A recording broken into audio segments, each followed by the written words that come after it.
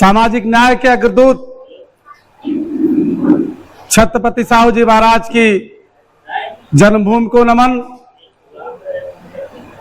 ज्योतिबा फूले, माता सावित्रीबाई फूले, जिन्होंने सामाजिक क्रांति के लिए, अंधविश्वास पाखंड को मिटाने के लिए जीवन पर्यंत संघर्ष किया, उनकी कार्यभूमि को नमन। बाबा साहब अम्बेडकर, जिनकी वजह से श्यामलाल मलाह आज बोल रहा है, उनको नमन।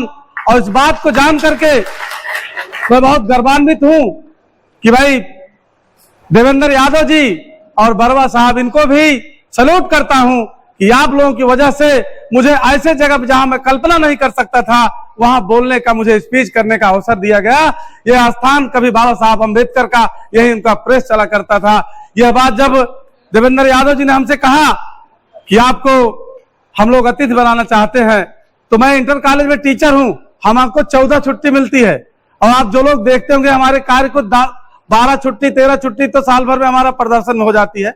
क्योंकि अधिकारियों से हमारा प्रदर्शन, धरना प्रदर्शन होता है। अधिकारी हमको इस ताक में रहते हैं, कभी छुट्टी वाला मामला मिल जाए तो इनको हम रगड़ दें, लेकिन हम उसका मौका देते नहीं। तो फिर भी हमने स्वीकार किया, और इस बात के लिए भी मुझे और प्रसन्नता हुई कि वीरांगना फूलन देवी, जो दुनिया की सबसे बड़ी देवी हम कहते हैं उनको, आज इस बात को हम प्रूव भी करेंगे कि वीरांगना फूलन देवी दुनिया की सबसे बड़ी देवी। और हम लोग तो वैसे जात को नहीं मानते हैं, शूद्र ओबीसी एससी माइनॉरिटी को मोस्ट समाज मानते हैं, माइनॉरिटी ओबीसी एससी एसटी को अपना मोस्ट समाज मानते हैं। लेकिन आज भी हमारे निषाद समुदाय के बहुत सारे लोग अब ये मानते हैं जातियों को।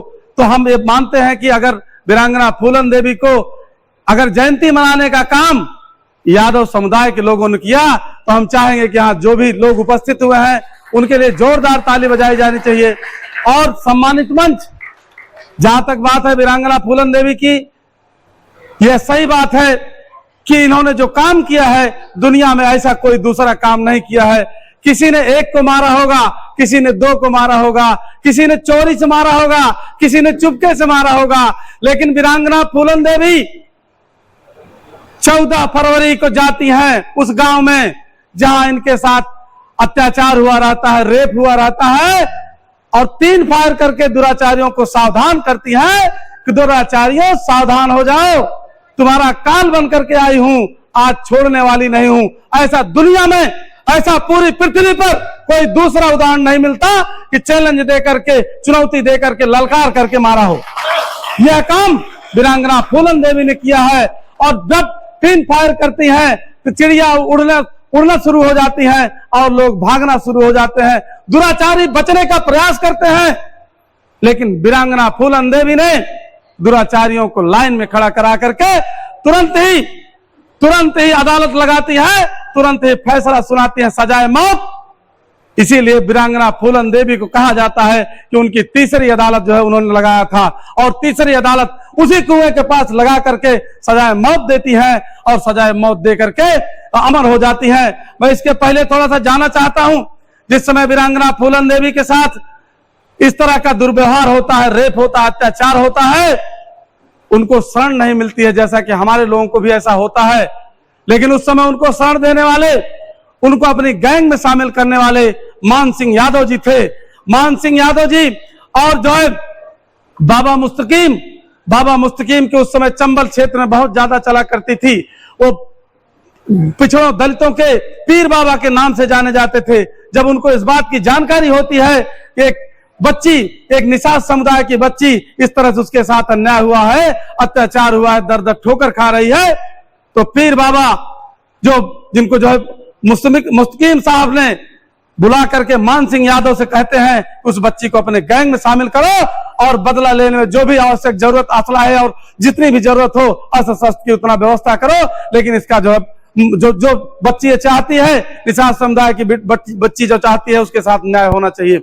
उसके बाद वही मान सिंह की गैंग में शामिल होकर के ट्रेंड की जाती है, और वो दिन आता है जब वीरांगना फूलन देवी अपना जो है, अभी तक हमारे लोगों का होता क्या, हमारी बहन बेटियां जब उनके साथ रेप होता है, जब उनके साथ अन्याय होता है, आती हैं अपने भाइयों से बताती हैं, अपने चाचा काका से बताती हैं कि चाचा हो, काका हमारे साथ हुआ। लेकिन धन्य हो वीरांगना फूलन देवी, जिन्होंने अपने ऊपर कोई, अपने भाइयों के ऊपर कोई वो करने का जो है वो नहीं दिया, अपने भाइयों से उड़ान नहीं दिया, अपने भाइयों से शिकायत नहीं किया, स्वयं जो है ताकत अर्जित करके उन्होंने उसका जो है प्रतिशोध कायम किया, बदला कायम किया। साथियों, यहाँ वीरांगना फूलन देवी की जीवनी पढ़ने से लोग हमसे कहते हैं, या आप इंटर कॉलेज में टीचर हैं, आप वीरांगना फूलन देवी कितना तवज्जो क्यों, इतना क्यों मानते हैं? मैं आपको बताना चाहता हूं, वीरांगना फूलन देवी को पढ़ने से, वीरांगना फूलन देवी के जानने से दो चीजें मिलती हैं। एक तो विषम परिस्थितियों में किस तरह से आप संघर्ष करके अपने लक्ष्य को प्राप्त कर सकते हैं। अगर ऐसी विषम परिस्थितियां कभी आए, वीरांगना फूलन देवी को याद कर लेना। अगर कभी आपके यहाँ हम तो ये कहते हैं कि वीरांगना फूलन देवी की फोटो अगर लगा लो घर में, अपने बाबा साहब अम्बेडकर की फोटो लगा लो, या इन जो महापुरुष जो ये जो है बीएसएस वाले जो बना, इनकी फोटो लगा लो, बलात्कारी, चोर, लुटेरा कोई आपके घर में आएगा ही नहीं, क्योंकि वो डर जाएगा। फूलन देवी की फोटो उसमें है तो कांप जाएगा, और बाबा साहब की फोटो अगर है तो जान जाएगा कि लोग संविधान के जानकार लोग हैं। जहां तक हमने जाना, हमने देखा है, ये बात अभी बरवा साहब बहुत अच्छा बोल रहे थे, बहुत अच्छा कैडर उनका था। हम तो आज उनको सुन करके मुझे लगा कि हम तो कभी कभी बड़ा अपने आप को निराश महसूस करते थे, लेकिन आज मुझे लगा कि जो काम हम लोग कर रहे हैं इसमें ज्यादा समय नहीं लगेगा। और इस बात के लिए भी हम जब नौकरी छोड़ने की बात, कभी कभी हमारे सामने वैसे लगता है कि मुझे नौकरी छोड़ना पड़ेगा, तो हमको लगता है कि नौकरी छोड़ देंगे तो कैसे सुरक्षित होंगे, आर्थिक स्थिति हमारी खराब हो जाएगी। लेकिन आज आप लोगों को स्थिति को जब मैंने देखा, भाई देवेंद्र यादव जी, बरवा साहब, आप लोगों ने नौकरी छोड़ दिया है और छोड़ करके आप काम कर रहे हैं, तो मुझे लगता है कि निकट भविष्य में अगर आप लोगों ने थोड़ा सा आर्थिक सहयोग हमारा किया तो हम भी नौकरी छोड़ करके समाज के काम में लग जाएंगे। और आपको और एक चीज हम बताना चाहते हैं कि तमाम ऐसे लोग जो है जिनकी हत्या होती है, जो मार दिए जाते हैं छोटे छोटे, उसमें उसकी सीबीआई जांच होती है, कौन मारा, किसने मारा, लेकिन सांसद रहते इनकी हत्या होती है। और हत्यारा खुलेआम घूम रहा है, हत्यारा खुलेआम घूम रहा है, उसकी जांच नहीं हो रही, उसको गिरफ्तार नहीं किया जा रहा है, उल्टे उसको जो है हिंदू या सम्राट की उपाधि दी जा रही है। इस पे हम लोगों को सोचना होगा। और हम लोग 10 सितंबर आने वाले 10 सितंबर को लखनऊ में हम एक कार्यक्रम करने चल रहे हैं। इस बात के लिए हम टटोलने का प्रयास करेंगे उस कार्यक्रम में, मोस्ट राष्ट्रीय सम्मेलन में, उसमें हमारे रमाकांत मल्लाह जी वगैरह आएंगे। हम इस बात को टटोलने का प्रयास करेंगे कि क्या हम लोग भी वीरांगना फूलन देवी की मांग नहीं करनी चाहिए, सरकार से इस बात की मांग नहीं करनी चाहिए कि इनकी हत्या क्यों की गई, किन परिस्थितियों में किसने किया और क्यों खुला घूम रहा है, क्या इसके लिए हमको बात नहीं करनी चाहिए? उसके लिए हम 10 सितंबर को लखनऊ में एक कार्यक्रम रखे हुए हैं, दारुल सफा लखनऊ में, आप लोग भी उसमें आइए। और भी जो मुद्दे हैं, आप लोग सब ज्यादातर उत्तर भारतीय हैं, उत्तर भारत में अब महाराष्ट्र की एजुकेशन क्या स्थिति है तो मुझे नहीं मालूम है, लेकिन उत्तर भारत की जो स्थिति है, जितने हमारे सरकारी कॉलेज स्कूल हैं, प्राइमरी हैं, उसमें पढ़ाई के नाम पे कुछ नहीं हो रहा है। और जो बाबा साहब के मिशन को पूरा करने वाली कौम है, जो बाबा साहब के मिशन को पूरा करने वाले लोग हैं, 99% गांव में रहते हैं, उनकी शिक्षा प्राइमरी में हो रही है।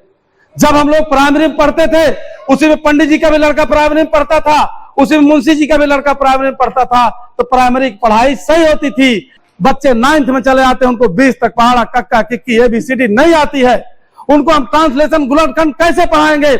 इसके लिए जरूरी हो गया है कि शिक्षा व्यवस्था, अगर देश एक है, संविधान एक है, नागरिकता एक है, तो देश भारत में शिक्षा व्यवस्था एक समान होनी चाहिए। इसके लिए हम लोगों को काम करने की जरूरत है, क्योंकि जब तक हमारे ज्यादातर बच्चे, गरीब समुदाय के बच्चे, गरीब तबके के बच्चे प्राइमरी में पढ़ते हैं, उनके दोहरी शिक्षा की व्यवस्था, अमीरों के बच्चे कॉन्वेंट में पढ़ते हैं, गरीबों के बच्चे प्राइमरी में पढ़ते हैं। ऐसी स्थिति में हम शिक्षा से बराबरी उनकी नहीं कर सकते। हम एक बात और बताना चाहते हैं, जो लोग हमारे जानते हो हमारे लोग बुद्धि विवेक में कमजोर हैं, मैं उनको बता देना चाहता हूं कि हमारे बच्चे, इनके अंदर जो ब्लड है, जो जीन है, इनके अंदर जो इनके अंदर DNA RNA है, वो उन महान बलशाली राजाओं का DNA RNA है, जिनको संगी साटा हराना मुश्किल था।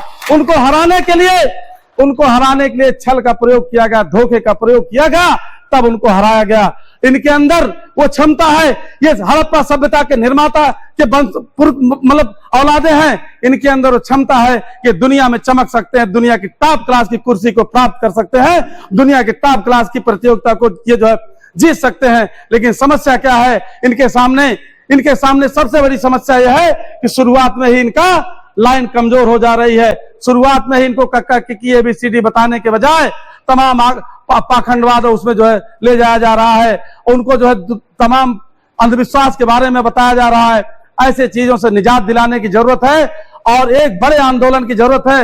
मैं आह्वान करना चाहता हूं बरवा साहब का और यादव जी का और तमाम BSS के जितने भी लोग हैं, साथ साथ एक आंदोलन ये भी चलाया जाना चाहिए देश भारत में कि देश एक है, संविधान एक है, नागरिकता एक है, तो शिक्षा भी एक समान देश पूरे देश की होनी चाहिए। नहीं तो हम एक तरफ इधर बात कर रहे हैं, उधर उस शिक्षा से हमको पुंग करते जा रहे हैं। हम लोग, हमारे आने वाली पीढ़ी बर्बाद होती जा रही है। इस पे हमको काम करने की जरूरत है। इन सब बातों पे हम आगामी 10 सितंबर को लखनऊ में मोस्ट महासम्मेलन में इन सब बिंदुओं पे मतलब चर्चा करेंगे। और एक बात है, माता सावित्रीबाई फुले जो देश की प्रथम शिक्षिका हैं, लेकिन आज भी उनको उस तरह का जो उनका संघर्ष रहा है उस तरह से उनको सम्मान शासन प्रशासन द्वारा नहीं मिल रहा है। हमको ये बात बताने की जरूरत है, हमको ये बात करने की जरूरत है, हमको इसके लिए आंदोलन करने की जरूरत है। इन सब बातों को लेकर के हम लोगों को तमाम ऐसी चीजें हैं जिनको हमको एक बैठ करके मिनिमम चीजों को जो है वो डिसाइड करने की जरूरत है। किन किन बिंदुओं पर हमको देश भारत में आंदोलन करने की जरूरत है, इसके लिए हम लोगों को आंदोलन करने की जरूरत है और इस आंदोलन में हमको अपने लोगों को सचेत करने की जरूरत है। इस पे आप सावधान हो जाइए, नहीं तो आगे आने वाला समय हर दृष्टि से खराब होगा। आप लोगों ने हमको धैर्यपूर्वक सुना, इसके लिए आप लोगों को बहुत बहुत साधुवाद, बहुत बहुत आभार।